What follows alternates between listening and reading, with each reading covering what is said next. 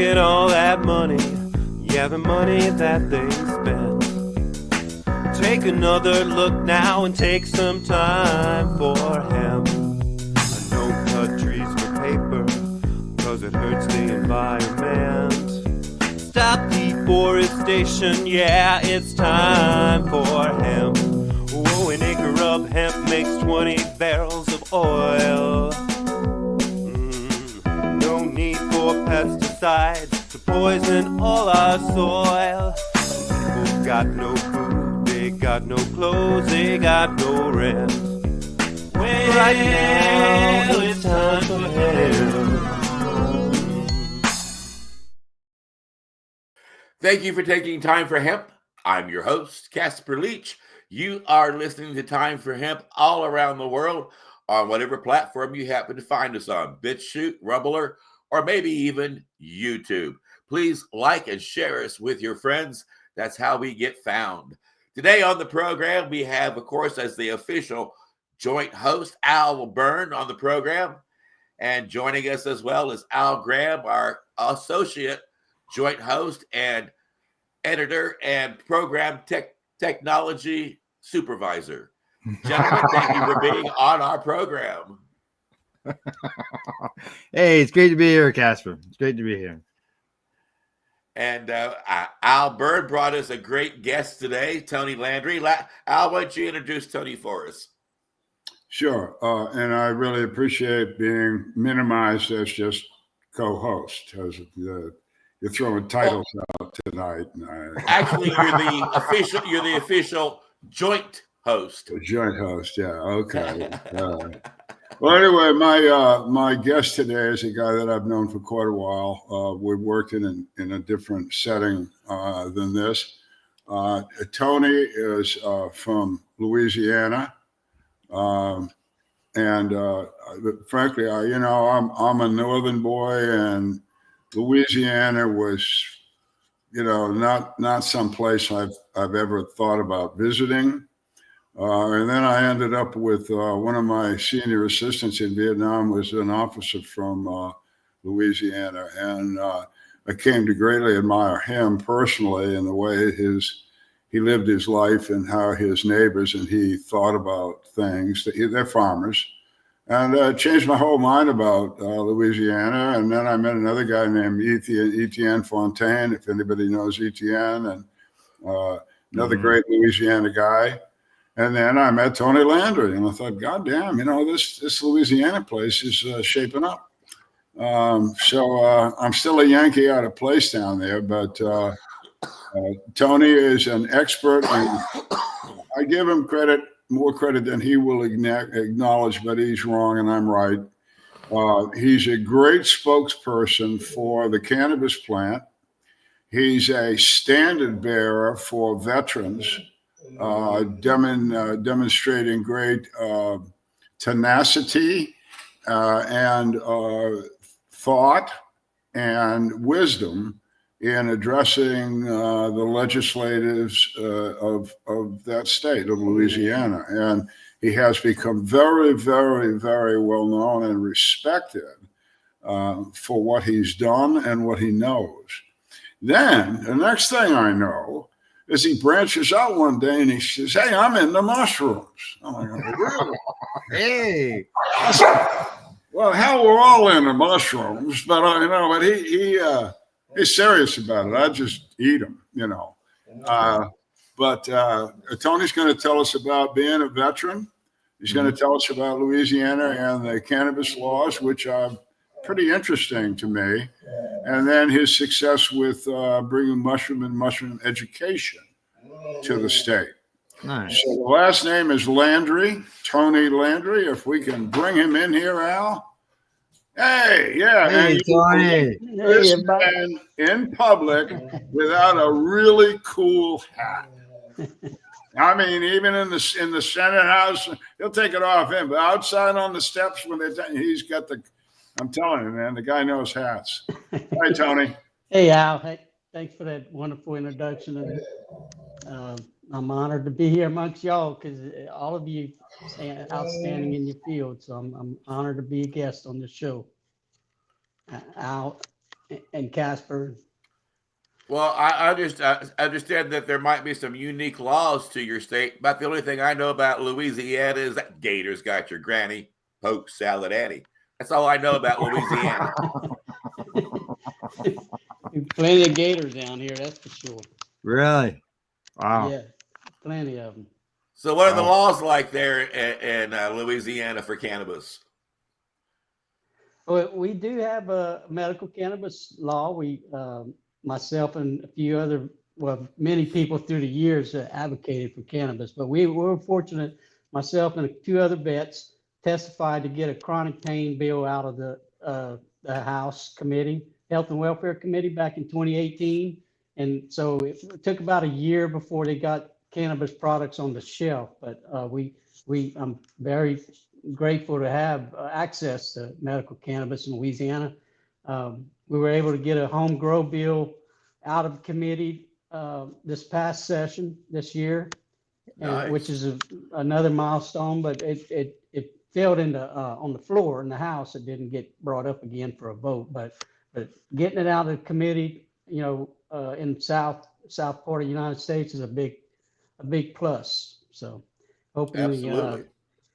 the next session, we have a home grow rally planned for April 14th, 2025. And so we're going to hopefully push that issue again and get home grow down here. So if you don't have homegrown, but you do have medical cannabis, do you have dispensaries there that make sales, or do they have to go across state lines, or how do they get it? Well, we do have dispensaries. In fact, one here in my hometown, or not in my hometown, but where I'm at now in Lafayette, Louisiana. There's dispensaries there. There's I guess 30 licenses out there that there was 10 medical districts in the state, and they gave 3 licenses to each district, and not all districts have all 3 dispensaries open yet. They had some issues where they had to have a certain amount of patients before they could open a new dispensary. So that's what's happening right now. As dispensaries get their 3,500 patients registered at that dispensary, then they can go and open a second location and a third. Wow. For a lot of patients, being able to grow is important. It's part of their therapeutic benefits that come from growing their own. Now you mentioned homegrown there, so you can't grow your own cannabis there. No. What seems to be the resistance of allowing patients to grow their own medicine? It's there's nothing really down on paper saying, hey, it's because of this, but I suspect there's a lot of pushback from the medical cannabis industry. That we have 2 growers in the whole state, which it's not a monopoly, but come on, it's like a duopoly. So there's only two growers, and then these 10 people that own the dispensary licenses. So they want to get their money back. They want to make their money back on their investments and all. So that's kind of what I get attributed it to. And then of course the alcohol industry, they don't want medical marijuana either. No. They tried to shut down our hemp industry this past session. They had a bill that was going to ban THC in hemp products. So it's just deep South. It's, you have to go to the Capitol and just push, because if you don't, nothing ever going to happen. Right? So right. Exactly. That's how you make change, right? Yeah. One of the things that used to frustrate Jack Hare when I was working with him way back in the day, when it came to working for legalization, was he understood that growers would donate to his cause, but he also understood that growers lobbied not to have it legal, because as long as it was outlawed, they made a whole lot of change. They could sell it on the black market for a whole lot more money than they ever could when it became legal. People were growing their own, and they had other people legally growing it. And so it is odd, the bedfellows that come together on keeping this plant outlawed. It really is strange that people are fighting for this. But in all honesty, it is one of the best things for medicine. and one of the best things for the human body, but still so many people want to keep it outlawed, even the ones who say they want to make it legal. Right. Yeah, I know, but I think that people have different opinions on what legal cannabis is. Like when we legalized here in Canada, there were some people who looked at it as legal, should be as legal and free to grow as tomatoes and be able to sell your tomatoes and your cannabis at a farmer's market. Whereas other people looked at cannabis as being something that is only sold in the stores and people can't even grow it. You know, people look at it that way as well. Well, it's big wide spectrum for sure. You got How did you get involved, Tony, with legalizing cannabis as an activist? I mean, we all, when we smoke it at home, and we hear the police coming, we wish we could say it's legal. But when did you first start getting out publicly and announcing that you were a pot smoker and we need to end this prohibition in your state? When did you get busy doing that? Well, actually, it happened by accident. I got out of the military with some non-combat related injuries and went to work on copy machines. And after 3 years of lifting copiers and all and doing that, my back injuries got worse, and I had to have a couple back surgeries. So I went through this cycle of the opiates, and when you take opiates long enough, they quit working. You build tolerance to them, and so after that tolerance built, then I started drinking a lot, and then that wasn't working for me. So eventually, I came across some hemp CBD oil. And I started taking that because I got off the opiates. I was just using ibuprofen and aspirin and stuff, but it was, messing with my stomach. So I started taking hemp CBD oil, and I was like, wow, it took a couple of weeks now before my endocannabinoid system got tanked up ready and was working right. But after 2 weeks, I noticed I'm like, I'm not taking I'd carry BC powders in my pocket, and sometimes they would go in the washing machine. I wouldn't take them out, and I'd wash them. And so after a while, it's like, wait a minute, I'm not even taking these as much as I used to. And I said, this hemp's working. So I went to the Capitol in Baton Rouge, and somebody invited me there. I created this group, Louisiana Veterans for Medical Cannabis, and I got invited to the Capitol and at a lobby day, a cannabis lobby day. And I just caught the bug after that. The following year, I just started, putting out information and on my group, and then going to the Capitol and testifying. I was even in Arizona one time and lived in Arizona. After we got the chronic pain bill passed, we still didn't have product, and I had an opportunity to move to Arizona. So I moved out there and became a medical cannabis patient in Arizona and started advocating over there in Phoenix. I was executive director of Southern Arizona NORML. And we went to the Capitol and tried to change it. We actually were successful in getting, in 2020, we got the adult use cannabis passed down there in Arizona. Nice. But it just kind of one thing led to another. And that's where I met Al and some of the Veterans Action Council members down there while I was in Arizona. Joined up with Veterans Action Council and been to DC a couple times. Working on cannabis policy reform, but just kind of caught the bug after that. I've got a square piece of hemp cloth that has the AZ NORML logo on it. I lived in Arizona as well. I lived in Phoenix for about 8 weeks. I hated it. Moved to Tucson. And when I was in Tucson, I got a chance to meet Andrew Weil, which was pretty cool. And that is cool. I used to work with the AZ NORML team when I lived down there in Arizona. So I do appreciate that state. It's a beautiful state. Even during monsoon season, it's a beautiful state. Yes. Yeah, Tony, you sound like a lot of us cannabis patient advocates. We know the difference, the benefits of cannabis, and we just can't shut up. Let me tell an Arizona story to let people understand how difficult that law becoming valid was. We ran Patients at a Time conference there in Tucson in 2012, I think it was. And so 12 years ago, Our co-sponsors were the University of Arizona Medical School, University of Arizona Nursing School, and Dr. Andy Weil's School for what they call integrative holistic medicine down there. Says what it is. It's holistic. It's integrative. They use Eastern, Western. They put it together, and it was at the time, still is, was the showcase, the first such thing that Dr. Weil pulled off. Now he's being imitated all over the place. It's good for all of us. Anyway, right. Those were the three sponsors, and everything went well. 3-4 months into it, and all of a sudden I got an email from the head attorney of the University of Arizona's complex, the whole thing.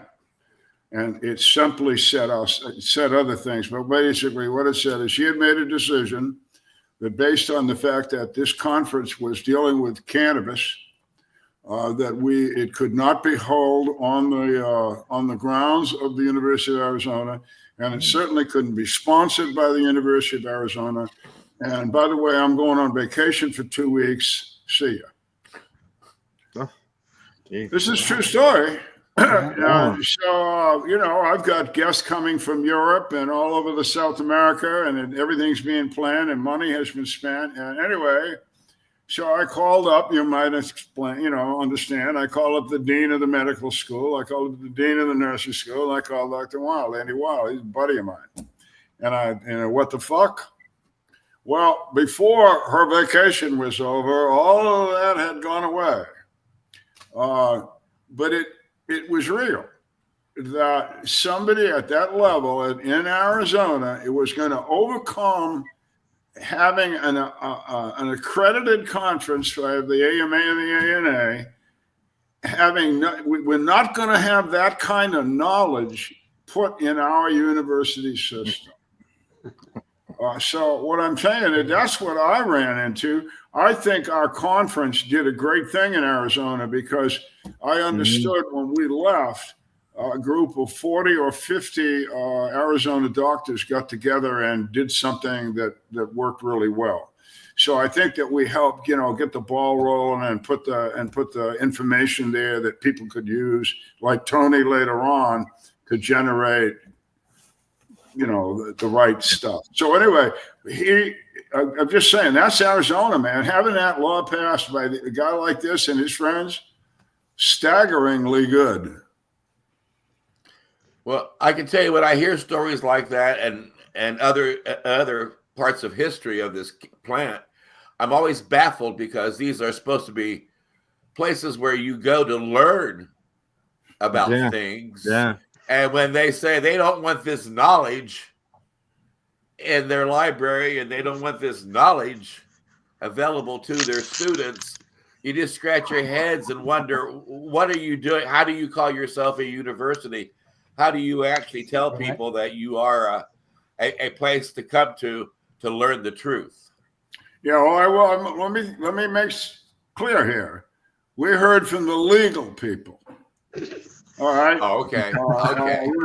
I never heard from the administration or the president of the university or anything like that. We never got anything like that from that side of the house, if you will.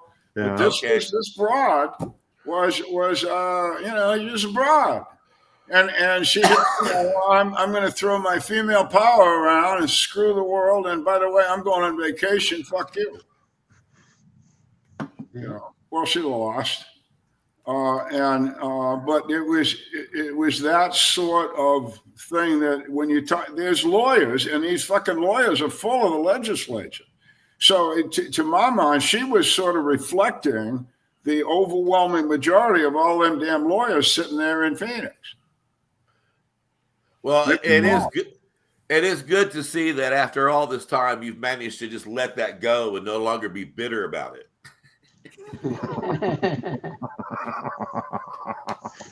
Thank you for noticing that. Yeah, I'm gonna grab my Jordan. Well, the way I put it in my book, I'm sorry, Tony. I ran into a broad down there at the university. It didn't have any balls. Well, the only women I know don't have balls. Okay, what you got there, Tony? I had to charge, put my phone on the charger. I wasn't expecting to use this thing earlier. Right. Yes. And if you see me disappear, it's that puppy that has to be controlled more. Oh, you got You see me disappear, it's because I had a really good hit and I'm coughing. That's all. Yeah, the puppy was really here and went away. You saw true. Mine's outside. That's why I disappeared. The animals, All right, they always back to the host, the guest here. What are you drinking, Tony? What is that stuff? This is it's called Drifty. It's a 5 milligram THC beverage. Oh, cool. By Urban South. My son actually brews these. He owns a brewery, Urban South Brewery in New Orleans, and he started getting into the hemp THC beverage business. And this is one of the very popular ones. It's 0 calories. It's just 5 milligrams THC.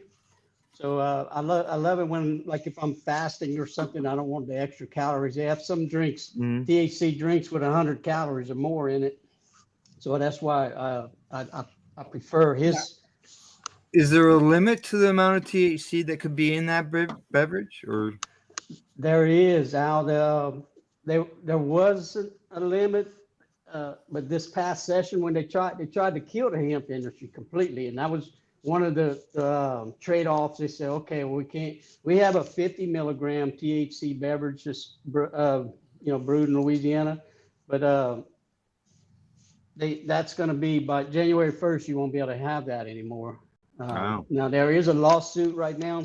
Hemp industry is suing the state because they invested all this money into the hemp business, and these beverages, by reducing them, they're going to cut into their business. So they have, so they're going to, because you can order this hemp THC stuff online, in the United States. You can get it over across state lines. So I guess because of the Farm Bill.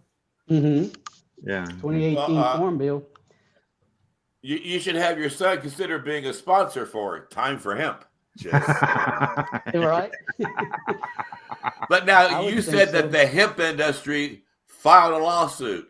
Who the hell is the hemp industry? Yeah, is there an association? The hemp industry in Louisiana Hemp Association, that several hemp growers got together and they filed a lawsuit against the state, or they did file a lawsuit against the state of Louisiana because there was like 8 milligrams, but you could have as many servings in a can. That's how they got away with the 50 milligram. They say, well, there's 8 milligram per serving, but the fifth, whatever, 8 times 5, there's 5 servings in that can, or something. So are they just a group of people who came together for this? Are they just a group of people who came together for this particular lawsuit, or are they an organization? There's some hemp growers. I think it's Cypress Hemp is one of the companies that grows hemp and has products, CBD oil and all. But there is an association of all the growers that's joined in with the lawsuit as well. So good. Okay. Yeah. More people who speak up. Can you sell gummies? Background stuff like that. Yeah. A little background, Tony. I was curious because Louisiana, I walk around, folks, and they say, well, Al, you've been doing this a long time. How's it going to end up? And I say, it's a plant. Sooner or later, it's going to be in the agriculture department. Believe it or not, I think I'm right. Anyway, so then we get to Louisiana. So let Tony tell you how wrong I am. Yeah, we're struggling down here. We, with the hemp bill that they represented from senator from North Louisiana put in this past session called for 0 hemp. You could sell the CBD and all that, but it had to be 0 THC. So it's like, well, the plant naturally has THC in it. How can you grow it and not have any THC at all? Yeah. So thankfully that bill got shot down. But it's just about the intoxicating, that's what the author of the bill was like. We're trying to stop these intoxicating hemp products being sold at gas stations. But when you go in a gas station, you got these little airport bottles of alcohol, like right there at the counter where a kid. I've got a photo of a bin that's on the candy aisle, at the end of the candy aisle in a gas station down here with the 99 proof little airport bottles, a whole stack of them right there next to the candy. So it's their logic about intoxicating. If people really want to go after something, go after alcohol. If you don't want people to be intoxicated, that's the thing that's messing people's lives up the most. You go after the most thing. What I wanted you to talk about, what I found interesting in Louisiana is what Tony's talking about now. You see, I'm talking about lawyers, legislators, lawyers. Mm-hmm. It was just a couple of years ago that in Louisiana, when I think most of the positive work was done, was that Louisiana's cannabis plant was controlled by the Department of Agriculture, as I believe. And it has only been when we've shifted the emphasis in Louisiana back to the goddamn lawyers. And it is an agriculture. Right about this, aren't it, Tony? Yes, absolutely. LSU and Southern University, historic Black university, had the only two had control. They weren't actually growing cannabis because then they would lose their federal education dollars and all because it's Schedule I. But they had the licenses issued to them, and then they contracted out with Good Day Farms and Ilera out of Pennsylvania, I believe.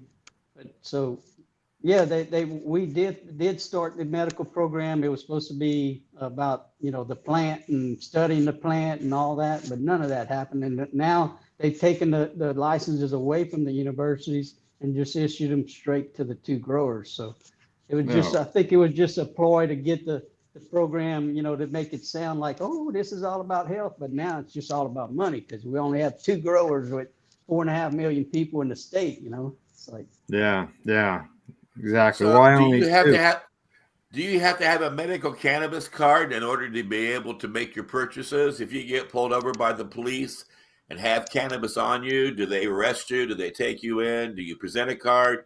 If you don't have a card, are you okay? How's all that working? Well, Louisiana doesn't have a hard card, or a digital card. But what we do is we get our doctor to call the dispensary, and they just like a regular pharmaceutical drug. The doctor, medical cannabis doctor, will call the dispensary and put your recommendation in at whatever dispensary you choose. Now, if you want to go to another dispensary, you got to transfer your recommendation to the other dispensary. It's not like you get a card and you can go in and out of whatever dispensary you want. What do you use as presentation to a police officer? Because that, just having your doctor call the dispensary doesn't give you proof to a police officer. Right. Well, when you get your medical cannabis from the dispensary, it's going to have your name on the package. It's going to have all your information going to be on the package. Wow. Now, like a prescription drug you get from the pharmacy. Now, if you get caught, because what a lot of people are doing, because the prices, we're paying like $60 for an eighth of cannabis. Ooh. Yes, sir. So a lot of people, what they'll do, they'll get the recommendation because it's a 14 grams or less is $100 ticket out in town. If you don't have the recommended cannabis recommendation or the package that your cannabis is in, like if I take a joint and put it in my pocket, anyway, I have a recommendation. If I get stopped out in town, $100 ticket. So what's happening, what I think's happening a lot, and that people are actually saying it on Reddit and stuff, how they get the recommendation as a protection. It costs $60 for a year. So that's cheaper than $100 ticket every time you go out in town. So they get the recommendation, and then they just use their own the regular plug, whatever they normally get their cannabis from the street, and they cover it. They'll get one package. They'll go to the dispensary and make a purchase, get one packet, and then they'll put their cannabis illicit, non-tax cannabis. They'll put in a bag. They must be listening to our government because our government says the same thing. Oh, they're just trying to they just get the licenses to go around things. Yeah, that's been the story Now, in Arizona too. one thing I'd be doing as a senior citizen at this point, if I had to go see a happy ass doctor and have that clown call into a dispensary and me march my ass up there to get $60 for an eighth, excuse me, I want Medicare to cover this shit. It's terrible. Yeah. So, And does Medicare cover any of that? Does Medicare cover your doctor visit at least, or what? No, sir, it won't cover that. And then the medical cannabis recommendation, you have doctors that actually bought a brick and mortar building, have staff, nurses on hand, and pay $30,000-$40,000 a year in overhead to run a medical cannabis practice. And then they were charging like $150 when the program first started. And now those prices have come down to maybe 60 for the 1 year recommendation. But then you'll have like Good Day Farms right now, who's given a free recommendation because they have dispensaries in Missouri, Arkansas, Louisiana, Mississippi. So if they got, and a doctor doesn't have to be in Louisiana to give you a recommendation. So they can have one doctor to cover, all those states. Yeah. And they give free recommendations. But what it's doing is, it's just. It's free if you buy your product. How do you compete? Yeah, how do you compete with that if you're a doctor and you've got a brick and mortar building, you're trying to give recommendations for patients? How do you compete with free? So there's some issues right with that with the medical cannabis. So, but it's just they like, as far as your grammage, is there a limit on the amount of grams that a patient can have?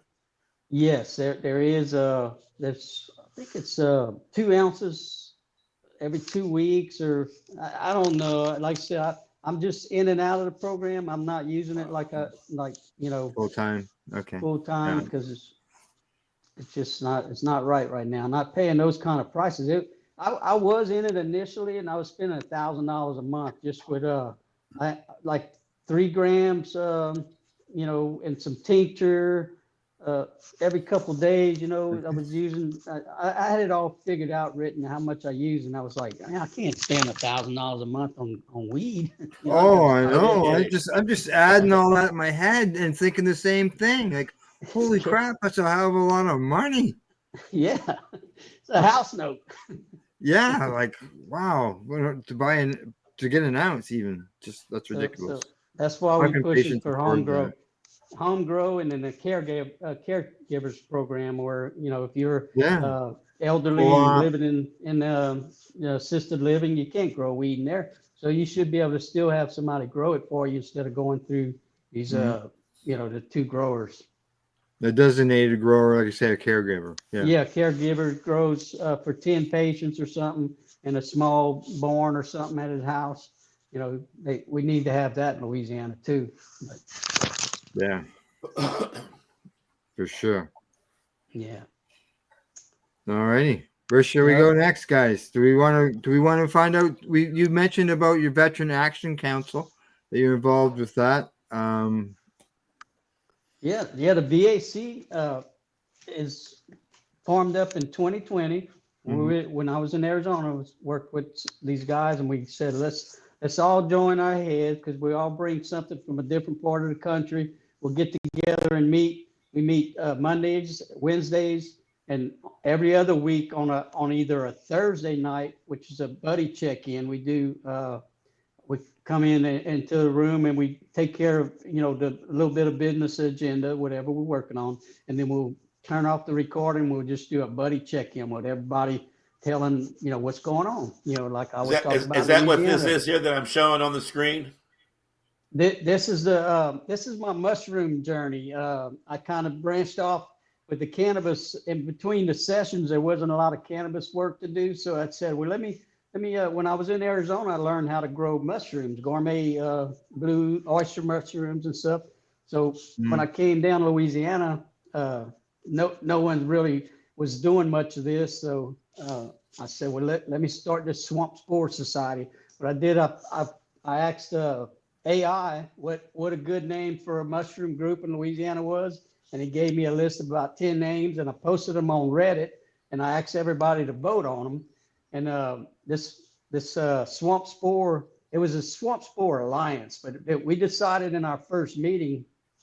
I reserved some space in the library, and I had a demonstration. I just had all my mushroom gear. Everybody came, and I said, well, hey, if we started a mushroom club, would y'all like that? Yeah, a few of them raised their hand. Yeah. Okay, so that's when I said, well, let me figure out a name for it. So I got the Swamp Sports Alliance, but at our first meeting, we actually went a mushroom grower who has a all caps mushroom business in Louisiana. He kind of partnered with me and said, yeah, this is good. So he sells these all in one grow bags, and where you can just inject your spores right into this plug, spray a little alcohol on it and sterilize it, and inject your spores in it, and you have your grain right in the bottom of the bag. So, and then wow, and you just grow your mushrooms in that bag. Right there in the bag. It's the simplest thing out. It's like anybody can do. They say it's so simple, a caveman can do it. Wow. And are they psychedelic mushrooms? Yes, we have a law in Louisiana that now in the Swamp Sport Society, Casper, we don't. I don't need the heat. I don't need to bring the heat down on me, and so we grow blue oyster mushroom. But once you learn the knowledge of growing mushrooms, you can grow any kind. You can go out in the yard and pick a mushroom and bring it in and put a little piece of it on one of these agar plates. I've done it. I went to Whole Foods and got some lion's mane. I came in, and you work in what they call a still air box. It's just a box. You flip it over and you work inside these holes in there where you don't get a lot of mold and stuff floating around. Because when you open this up, if I opened it in this room right now, tomorrow it'd be all green and just nasty looking because it's full of mold and mildew in the air, right? Right. So we that's what we do at the Swamp Forest Society. I bring 3 or 4 of those tubs and set them up in there. But yet the spores we can order. These are all psilocybe mushroom spores, penis envy. Bring that back up again. Bring that back up again. Yeah, these are from Spore Works. It's alrighty. It's all, you can't really read the labels, but they're all no. And now I inoculated some jars with these psilocybe mushrooms, and they're just starting to see. I make these jars myself. Get just some new wide mouth quart jars, and I pop 2 holes in there with a Phillips screwdriver, and I wipe it with alcohol, and I stick the air patch. You got mushrooms breathe air, oxygen, so you have to have an air transfer patch with a micropore. Just to let air in, not the mold. And then this other right here is just a self-sealing port. You put the mushroom spore syringe right into this port right here. You spray it with alcohol and you inject it in here. So is that like a steel needle that goes through the cover there? Okay. Oh yeah. All right. It's a regular. So you don't even open it up to put it in there. Yeah. Cool. Now, after you go into the jar with it, when it's new, it's okay. You can spray it with alcohol and go into there. But then after you use it once, you take a little mini torch and you burn this needle to where it's glowing red, and then you sterilize it. Then you can go into the next jar. Oh, so you got to sterilize it in between each one that you do? Each time. Now, this jar is fully colonized. This is a grain jar that got. Now this one I just opened the lid inside the steel air box. I didn't. This is an old. I put some tape. This micropore. Yeah. You can buy this at any kind of drugstore to tape. But this jar here, what I would do next would be take it and put it in some cocoa coir, which is on the top of this bag right here. But this is all sterilized already. See, I have to take the cocoa coir and a brick. This brick right here, and put it in a 5-gallon bucket with boiler water and let it pasteurize. It kills any kind of mold. But this is all done already for you. It's all the mushroom guy, all caps, my friend Michael, he sterilizes all this together. So it's like it's simple. And then there's your air patch up here. You see, you got a little. And these are some B plus. So You got a Yeah, patent on this stuff? a what? You got a patent on that process yet? No. You should, man. Somebody will grab it and make some money. With these bags, you can order these bags from a lot of different mushroom shops. Now that Colorado and then I think it's Oregon, it has legal psilocybin retreat centers, and they decriminalize growing it. Massachusetts just they had a good deal over there in Massachusetts. You could grow much as you want in a 10 by 10 room in your house, psilocybin, but the bill didn't pass. I don't know what happened there, but didn't pass. Yeah, because that bill included ibogaine and mezcal, something. Yeah, probably San Pedro. The San Pedro cactus is one molecule off of peyote, which is a protected cactus. But the San Pedro, which it's just that long, looks like an arm cactus. You can get them at Home Depot. It'll it has hallucinogenic properties in it. So, and it's just you get it at Home Depot. Yes, San Pedro. Oh, in Arizona, they grow it everywhere, in people's yard, everywhere. Does Home Depot know this? Probably do. I'm sure get plenty of requests, I'm sure. There'll be a rush in Canadian Home Depots tomorrow. Yeah. Everybody want to grow cactus. Yeah, when I was in Arizona, I went to 2019 Psychedelic Conference in Phoenix, and it just blew my mind opening, because living in Louisiana is pretty sheltered, especially South Louisiana. It's not, everybody's scared to do anything, so there's nothing like that going on. So when I moved out to Arizona, I said, well, a psychedelic conference, I don't know anything about that. Let me go check it out. So I went and learned about ayahuasca and ibogaine and peyote and San Pedro and all those hallucinogenic plants. They had a lot of great speakers, and actually I went to an ayahuasca ceremony after that, and it killed my cravings for beer overnight. I mean, I was drinking heavy back in Arizona too. I went, drank that ayahuasca. The next morning, you get up, you go back to your house, and I had 3 beers in the icebox. I opened them up, poured them all down, and I didn't drink it again for like 3 years. It wasn't until I moved back to Louisiana down here, I went through a divorce and got back connected up with old friends and that. And I said, well, let me just drink 1 or 2. I ended up going back to Arizona to ayahuasca not long after that, because when you have like alcohol, addiction or something, I don't know what it is, but you can't, you just have to abstain. And so it's good to get a little tune up with the psychedelic medicine once a year or something, just to kind of keep you fresh, Now, a friend of mine, she's actually a host on the Pace Radio Network. She just got back from a conference out in British Columbia, Spirit Plant Conference.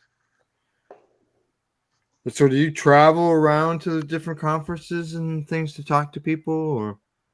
No, I have. I went to gosh, it's been a few years now, but a conference out in Virginia, and spoke at one conference on psychedelics.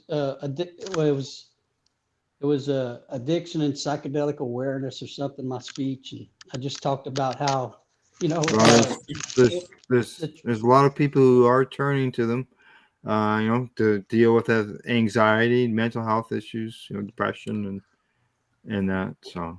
Depression. When you took ayahuasca, did you find your third eye? Did you talk to the little creatures on the other eye and meet all the little men and angels and all the 3-dimensional beings that people talk about when they do ayahuasca?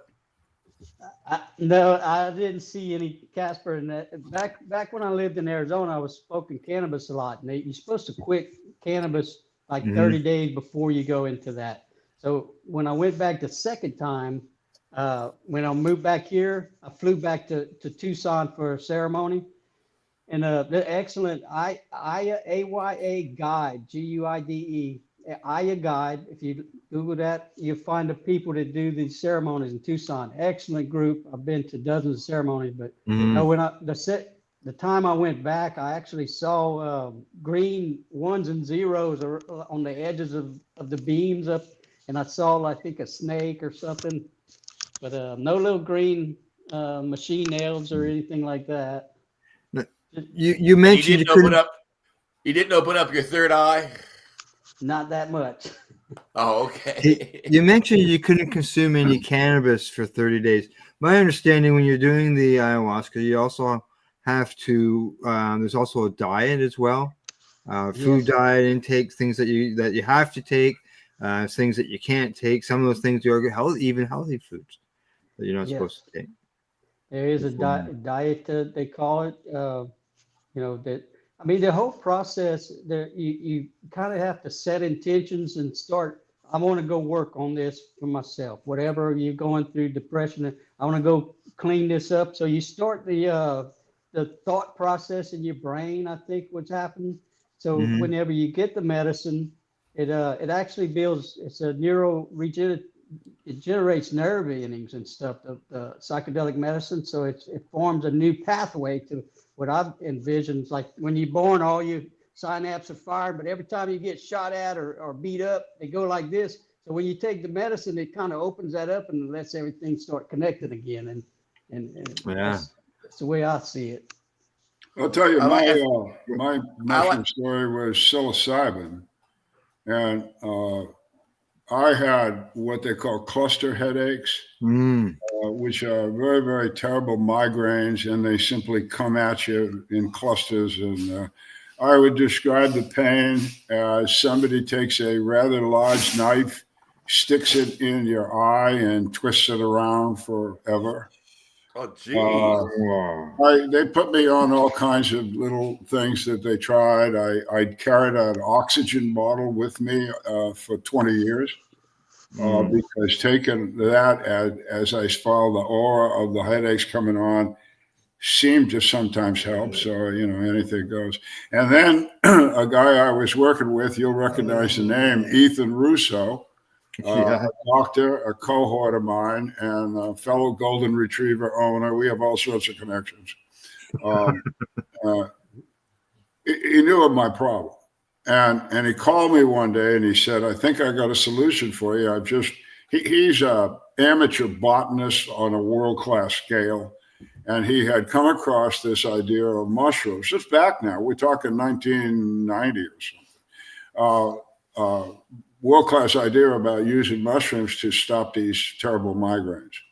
And what he recommended is get the psilocybin. I did so. They were fresh.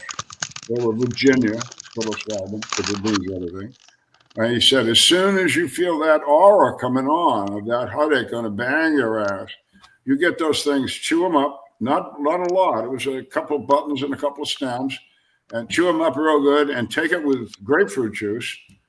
He thought the acid would release the molecules or something quicker. And God damn it worked.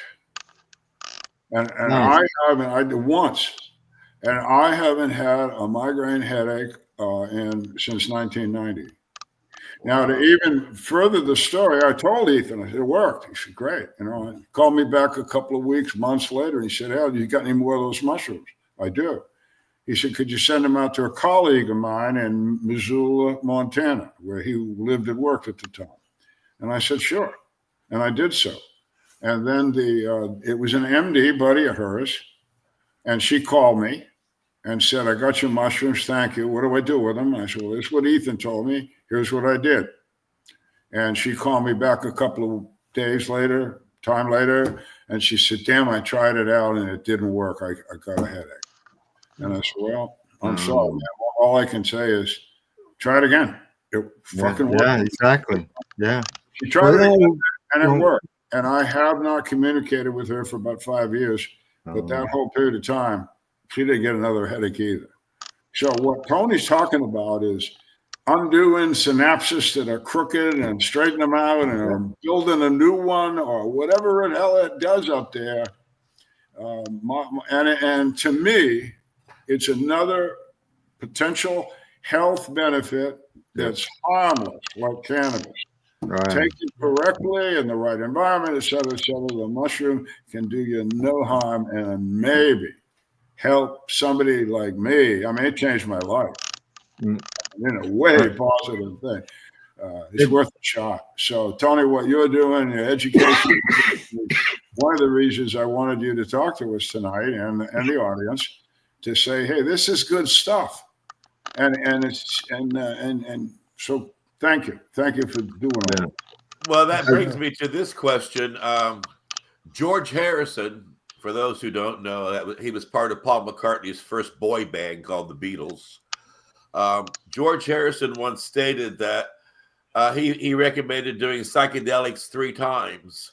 The first time to learn the psychedelic, the second time to learn yourself, and the third time to learn the universe. But after that, there's no need in taking them. Now, my question to you, Tony, is that true? And when a person takes mushrooms, are they like hallucinating and they're not able to drive? They're not able, when they look at the TV, it melts. When they go to the kitchen to get a cup of coffee, they can't find the cup, let alone the coffee. Yeah, I've talked to someone in Arizona who took there's different doses. There's a micro dose, which is like 1/10 of a heroic dose, and then in between there's a recreational dose where you just the micro dose is not supposed to be perceptual. You just kind of, your phone might be a little brighter, you're in a little better mood. Then the recreational dose might be like 1 gram of dried mushroom. It's just going to put you in a slight drunk type feeling or intoxicated feeling. And then the heroic dose, you want to be in the right setting and not be upset and angry or anything. Just go into it with good intentions and take the medicine and be in a quiet, dark area with some maybe some shades over your eyes and some light music. And it's best if you have no experience at all not to do that alone. To have somebody with you, But someone who takes it like all the time. I knew a guy in Arizona, and he told me he took like 30 days. He took the heroic dose, 30 days in a row, and he said it causes like you never get off the trip after that. Took him forever to not feel the effects of those mushrooms. It's there's a syndrome. I'm not sure what the name of it is, Casper, but there is something that you can take too much mushrooms for too long, and it'll lock you into that high or intoxicated feeling. So yeah, I would say take it not like even mushrooms. You're supposed to take like 3 days on and then a couple of days off because you build tolerance to it. So you want to just you don't want to use it every day. And actually I don't think there's anybody who ever took mushrooms like tonight and woke up in the next morning jonesing for mushrooms, being like, yeah, I gotta get some more of that. No. Those micro doses, my understanding, they could be as low as like 20 milligrams of mushrooms up to about 150 milligrams, somewhere around there. Get it? I know around here, I know a lady that's her. She goes around to different events and she sells all kinds of psilocybin infused baked goods, chocolates and stuff like that. And it's very popular. I asked because it was one thing when I was younger and I didn't have any crisis in my life at that point to drop acid or to take meth or to eat mushrooms or to do any type of psychedelic, and I'd have a good time. But now that I'm nearly 100, I've been through a handful of things that I don't want to focus on while I'm tripping. Well, like Tony said, do the low dose, do the micro dosing, and it can sort of calm the mind. There's the sort of a reset, like the reconnection of those, like, as you mentioned, the circuits within our brains, and just doing a microdose can be beneficial to people. Yes, Paul and not get you stoned. Paul Stamets has a stack because psilocybin is a vasoconstrictor, so that's why you get cold when you take just psilocybin. Sometimes you get cold and chills because it's constricting your vein. So he takes niacin, dose 50 milligram dose of niacin, which is a vasodilator, And then he takes lion's mane, which lion's mane mushroom repairs the nerve, the death. See what happened to the mycelium sheet around your nerve? It starts fading away, dying, and then the nerve starts dying. So the lion's mane rebuilds that, and the psilocybin rebuilds the nerve. So you take all three together, and they work great together. Because Paul Stamets, there's some YouTube videos explaining that how he does that. But well, that's the same symptom of multiple sclerosis. And dementia and all, Yeah, but I mean the coating around the nerve, it starts to deteriorate. Yep. Yeah. And we found that cannabis helps to rebuild it. But you're saying that psilocybin also may help to rebuild it, or does? The lion's mane will repair the sheath around the nerve. The psilocybin is a neurogenic. Okay. So they work together. Okay. Call it a stack. Paul Stamets stack. Yeah, because cannabis is known as it does a little bit of nerve regeneration, but it also is a nerve protectorant. Yes. So I can see where the two could come together very successfully. And again, no side effects really, not from the cannabis anyway. That was one of the federal patients that I worked with. She's now gone, Barbara Douglas. That she had MS, and she was issued this shitty U.S. cannabis, but she used it. And when I first met Barbara, she was in a wheelchair, and so where she was, pretty much in a wheelchair. And by the time I saw her again, a year after using medical cannabis, she was on a jet ski on the lake. Wow. Wonderful. Wow. So I believe you had her on. I believe you had her on as a guest on Patients at a Time a couple of times. Oh yeah, well she was. Yes, I interviewed her on Time for Hemp, Patients at a Time, and we had her speak at our live conferences a couple of times. So we were lucky enough to have not lucky enough. We had the 5 federal patients that were getting cannabis from the federal government as medicine, from the government that said it wasn't medicine. And so they became a nucleus of Patients at a Time. And I consider to this day all 5 of those people, especially at that time in our history, to be absolute heroes. They stood up as patients and said, this stuff helps me.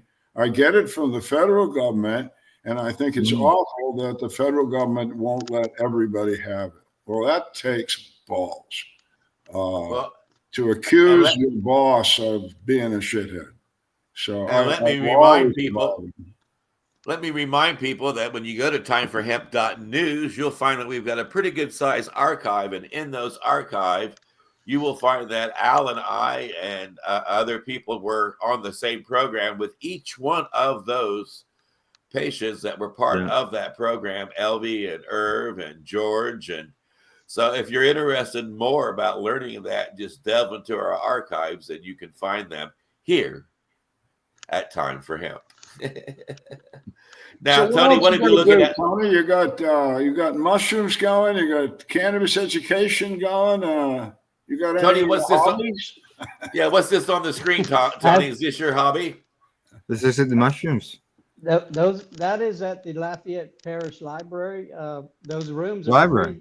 It's free to reserve. So and then sometimes they don't even get used. So I reserve the room, and then I bring all my mushroom gear there, and then you can come and just listen and learn and talk and have conversation like a community organization. Or if you do want to grow mushrooms, we charge $25 for that jar of grain that I showed you earlier, and then that bag to the far corner is a substrate bag. So once the jar of grain gets colonized and all the grain's myceliated, we take it inside that still air box, and we open up this bag, which is sealed with the little air patch on it, and we dump the grain jar inside that bag, and then whoever they take it, I want to say student, but it's just club group member, takes that bag home. Okay, first the jar that we inoculated in one meet, we meet every 2 weeks. So the jar we inoculated on the first meeting of the month. 2 weeks later, they bring the jar in, and then we put it into that substrate bag, and they take that home, and they're done. But So I just brought all that just to kind of show the top port. That's some millet that I bought for my co-partner. He's a mushroom grower, and we go to natural grocers and buy this organic grain, rye grain or millet. Mushrooms grow on just about any kind of grain. So millet is one of the hardest to work with, I find, but it's one of the best ones to do to colonize, because there's a lot of surface area, a little tiny something about how the grain works. But the rye grain works pretty good too. I mean, this is ready to go to the substrate right now. How long is it your harvest? Like you talked about putting this stuff in here and all that. How long does it take for the mushrooms to grow, or does different strains mean different lengths of time? You talking about the decorative mushrooms or the or whatever mushrooms you're growing in that container? I mostly just grow decorative ones, but the oyster mushrooms grow pretty quick. They a week's time it'll be all pretty much colonized. But the Wow. decorative mushrooms take a little longer. Oysters are one of the fastest growing ones. It'll double in size once it starts fruiting. You come in there in the morning and look at it, and in the afternoon you're like, wow. Just really... So you mean I can have magic mushrooms in 7 days? Less. Oyster mushrooms, I would say about 2 weeks, but the decorative mushrooms, that they take a little longer, because especially in the winter I have to use a seed mat. I put it inside a large container like that steel air box I showed you, just a storage container. I put all these jars inside that storage container, and I put a seed mat just leaning up against the side of the container, so that the temperature stays around 70 to 75 degrees. Because these mushrooms are all warm climate mushrooms. The decorative ones, they like warm. They grow in the summertime. And our cow pastures out here down in Louisiana, if it rains and within a day or something, you go out in the cow pasture, all the cow patties will have decorative mushrooms coming off of them. So these are not edible. The decorative ones? Yeah. Yeah. No, they're actually edible in other states, but not here in Louisiana. In other states, it's psilocybin mushrooms. But our law has we have a hallucinogenic plant law in Louisiana. It's 989.1 Louisiana hallucinogenic plant law, and it lists psilocybin mushrooms on this law, but it says they're illegal to make chocolates with and teas and all that. But if you're growing them just for decorative purposes, it's okay. You can grow them. What decorative purpose? Like I'm just. You put them on a shelf in your living room, or what? Yeah, beautiful. I make headbands with them and necklaces. The law has a lot of nursery type plants. I don't know if you can read these plants, but there you go, right? Just like that. There you go. Yeah. See, it's got the mushrooms on there, psilocybin. Yeah. Number E, letter E. And some of these names, you can find them in flower beds and all that. Most of these plants are ornamental plants, but they have hallucinogenic property in them. Dactyls on there. So they did it they put the law like that so that the nurseries would still be able to sell these little pretty plants that people put in their yards and all that. And somehow the psilocybin's on there. Now, I fully expect the government to come back because they see all the fun we having. Well, let's go to nutrition. We saw this guy on Time for Hemp. Okay. We want to tell everybody again that cannabis seeds provide incredible nutrition, cannabis oil, incredible nutrition. Do mushrooms provide nutrition? I'm not the specialist on the gourmet mushrooms as much, but all mushrooms have some medicinal value. Now, nutritional value, I can't speak to that. I'm not sure. What's the medicinal value? Well, the medicinal value, psilocybin, they had over 1,000 studies of psilocybin for addiction, depression, anxiety, before 1960, whenever, they started kicking the in 1970, got put on the Controlled Substance Act along with cannabis. So, but before that, they have different studies where they tried the Compton prison study where they gave some mushrooms to a bunch of prisoners in California, and they had a reduced recidivism rate where prisoners weren't, once they got out, they weren't going back to prison as often. Mhm. So, you know, and like you said, with the migraine headaches but it, I give mushroom powder to my dogs every day. And I'm told that is a anti-cancer, possibly a preventative of cancer. Is there anything to that? yeah. Paul Stamets has a beautiful story about his mother having stage 4 cancer, and doctors told her, you know, just like go home and die, and nothing we can do. And he gave her turkey tail mushrooms, and she went back in her scans, you know, in a length of time, but she went back and it was gone. The cancer was gone. So, Wow. yeah, Wow. Yeah. cordyceps, a lot of medicinal properties of cordyceps. I think it gives you energy. But they starting to get popular. People are starting to learn more about them, because first thing when you see mushrooms, you think poison mushrooms or magic mushrooms, and that, so people were standoffish to all of them, you know, lion's mane and all of the mushrooms, because they just had that image of danger, you know, when they heard mushrooms. So Right. Yeah. so now, Yeah, well, I brought up the fact to my veterinarian about the dogs getting mushrooms, and she like, you know, what are you talking about? You know, but she had the same answer when I told her that I gave my dog some cannabis every night. She just looked at me like, "This is a crazy son of a bitch I got as a patient." I know of a place that supplies mushrooms for cats and dogs. Yeah. I can look at the container. It has turkey tail. I'm not sure, but it has 4 different types of mushroom in there. Yeah, exactly. And it doesn't mean there's like this thing when you see mushrooms, everybody probably thinks psychedelic and psilocybin, but there's so many different strains that have so many benefits. Yeah, absolutely. Yeah. The lion's mane for dementia and all that. I mean, there's people that have taken it and noticed right away how it improves their, you know, their mental capacity. So, yeah, memory. Well, then maybe I should take some. I'm getting close to 100. Maybe I should start doing that. Absolutely. Get some microdosing going on there, Casper. Yeah. There you go. Time for shrooms. There we go. I stand corrected. It does have, it's a blend of turkey tail mushrooms, reishi mushrooms, shiitake, and maitake. I never heard of that one. Yeah. But that's what it is. And because this thing has other stuff in it too, but those are the 4 mushrooms that, so turkey tail is what that guy used from his mom, right? Yes, Paul Stamets. Yeah. Yeah, he got an excellent story on YouTube.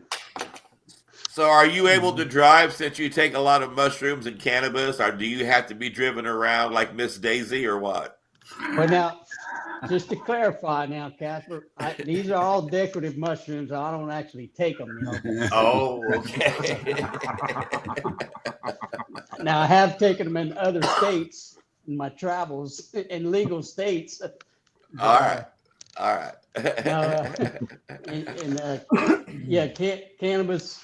I mean, it's important to like these 50 milligram, you know, beverages. If some new user, this is just 5, but there's one that's 50, and I know I drank one day, and I was like set back, like, wow, I can't imagine an inexperienced user opening up a 50 milligram can and drinking that, and you know, be really intoxicated. So it's important to know your limits, know your dosage, you know, low and slow with everything. Yeah. I agree. We got to let you go. We're getting to the end of this, but to go back to the vets in Louisiana and your experience with them, is it? Do they use cannabis? Do they use mushrooms? And how does it go? Is it good, bad, sideways? Yeah, the cannabis right now, it's just so unaffordable, but they're using it. They're using it, talking about it online and stuff, how it's helping them. And then the mushrooms too. I mean, people will get out there and talk about using mushrooms online too. I just don't, I don't need no more heat, man. I got enough, I do enough hard work. I don't need to bring heat on me, Right. so I just kind of watch what I say and don't, I know the law. I carry this with me all the time. I brought mushrooms to the Capitol and some dried mushrooms, in a quart jar in my backpack, walked through the security Capitol. If I'd have got stopped, I'd have just said, hey, they might contain psilocybin, but they're just decorative. I don't take them. I just use them. I wanted to take a picture of mushroom in front of the Capitol, so I brought them with me. Just gotta. But they doing. I get veterans that contact me, want to know how to grow. When they see my Swamp Spore Society, they say, "Oh man, I want to go. I want to learn how to grow." Yeah, your education, actually, education and knowledge, and that shouldn't be anything that's against the law. No, that's how I do. Walk a straight line. Thank you for coming. We were all enlightened, as I thought we would be. And again, I commend you for the work you've done down there. You've helped any number of people, probably hundreds or thousands, and that's a testament. You left something behind, dude. That's good. That's right. Thank you, Al. Thanks again. Thank you. And while we got a chance to, Al, don't forget to let people know about your book, that they can get it on Amazon. Well, thank you. Yeah, I got the title down there, For Country and Cannabis, and that's what it's about. My service in the United States Navy and a lot of cannabis stories that intertwine with that 24 years in the Navy. And then basically, the other half of the book, if you don't care about the Navy, is about how cannabis really became what it is medically now in the United States. How did that happen? Who did it? The problems, the successes, the tactics, the technicians, the idiots, and the guys in the way, and the good guys. If you're interested in medical cannabis at all, I want you to read my book, because you should know what's in it. You should know about those people, and there's a lot of stuff in that book that you don't know medically. Just like you didn't know what Tony was telling you before this show started. There's a lot of information in there, and I get told all the time that people go back when they finish the book, they go back and they read it again or 2 or 3 times because there's so much info. I think, So thanks for bringing it up. It's $25. It's on. You can get it anywhere internet. Barnes and Nobles, Apple Books, Amazon Books. It's all over the place, and. Tell your library they should have it too. That'd be nice. And you'll find a link for it on the homepage at timeforhemp.news. So make it a point to go there as well. And when you see the cover of the book, click on it. It'll take you straight to Amazon where you can make that purchase. Tony, too, it has been a very informative interview. I've really enjoyed having you on as a guest. Is there any closing statement that you'd like to make? I just want to mention we're having a home grow rally on April 14th, 2025. And you can find that Facebook, have an event posted in Facebook at Louisiana Veterans for Medical Cannabis. And I'm hoping everybody in Louisiana comes support the rally, and we get home grow down here in Louisiana. And thank you all guys. Honored to be here and be a guest on your program today. And Al Graham, I know you're up there in Cananda, and you've got Castro's kid in charge of your country. Is there anything that you want to share with our audience today? Yes. With my 4 legal cannabis plants, I grew lots of cannabis that I'll have lots for this year and next year. And let everybody know, tune in to paceradio.net Tuesdays at 3 p.m. And that is because the Mushy Moment is on. And that features Rev Cindy and Steve Mather, and they're always talking mushrooms, and they're always getting great guests to talk about. And I think maybe I'm going to pass along your information to them if you don't mind, Tony. Well, thank you. Please do. Yeah. Thank you. And I'd like to remind our audience that we are here doing this work because there is still work to be done. If you would have told me when I began my journey as a cannabis activist, when Jack Hare hired me in 1989, that I would still be fighting these laws and working diligently to make cannabis hemp a viable farm product and a viable product to be using in all of our wonderful creature comforts, I wouldn't believe it, because it really makes no sense to keep it outlawed. This plant makes over 50,000 different products, from fuel to paper to fiber to it's amazing. You make plywood dynamite out of this, and yet it is still illegal. You can be growing it in your community and creating local jobs and helping our environment. Jack Hare once said, hemp can't save the world, but it's one of the plants that can help save the world. So we got a lot of work to do. We've got a lot of information we want to bring to you, a lot of solutions to problems that we're facing here on the world stage. That's why we think it really is important to let the whole wide world know that it really, truly is time for hemp. Look at all that money, yeah, the money that they spent. Take another look and spend some time for hemp. Don't cut trees for paper, cause it hurts the environment.